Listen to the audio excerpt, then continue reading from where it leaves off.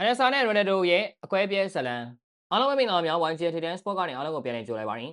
ဒီဘက် Saudi Pro League ပွဲစဉ်မှာအန်ဆာကအန်ရဲ့အသင်းကို1-0ဆိုတဲ့ရလဒ်နဲ့နိုင်ရရှိခဲ့ပါတယ်အန်ဆာကတလုံးတည်းသောနိုင်ကိုစာဒီယိုမာနီကသွင်းယူပေးခဲ့ပါတယ်စတီမာတွေးဆုံမှုတို့က5-1နဲ့အပြတ်အသတ်နိုင်ရထားတဲ့အသင်းကိုအန်ဆာတို့ကတ်နိုင်ခဲ့တဲ့ပွဲမှာအသင်းရဲ့အထူးကစားသမားကြီးခရစ္စတီယာနိုရိုဒိုကတော့ပါဝင်နေခြင်းမရှိပါဘူးရိုဒိုကအရန်ကောမာတောင်ရှိမနေပဲလုံးဝကိုပြောင်းဆုံးနေတာပါရိုဒိုပါဝင်ရခြင်းအကြောင်းရင်းကတန်ရာပြဿနာအကြောင်းမဟုတ်သလိုအနာပေးထားခြင်းလည်းမဟုတ်ဘူးလို့သိရပါတယ်တကယ်တော့ရိုနယ်ဒိုကအသင်းအတွက်ပါဝင်ကစားပေးဖို့ညှင်းဆန်ထားတာပါရိုဒိုကအန်ဆာဟာသူ့ကိုပေးထားတဲ့ခရီးမတီးဘူးလို့ယူဆနေတဲ့အတွက်အခုလိုဝင်မကစားဖို့ဆုံးဖြတ်လိုက်တာဖြစ်ကြောင်းသိရပါတယ်ရိုဒိုကအန်ဆာကိုစားတင်ရောက်ရှိလာခဲ့တဲ့က Saudi Pro League ကိုကဘာနဲ့မိတ်ဆက်ပေးခဲ့ပါတယ်ရိုဒိုရဲ့ဂျေဇူးနဲ့အရှေ့လေပိုင်းဒေသကလည်းထိတန်းကစားမတွေစူးစီးရအရက်ဖြစ်လာခဲ့ပါတယ်ရိုဒိုကတော့အားလုံးထဲမှာခေါင်းဆုံးဖြစ်ရာသီတိုင်းရှစ်ပန်းစုကိုရယူနေတယ်လို့တွင်းကိုတောင်ခီးကလည်း962ဂိုးဆိုတဲ့အမှတ်တိုင်ကိုရောက်ရှိလာနေပါတယ်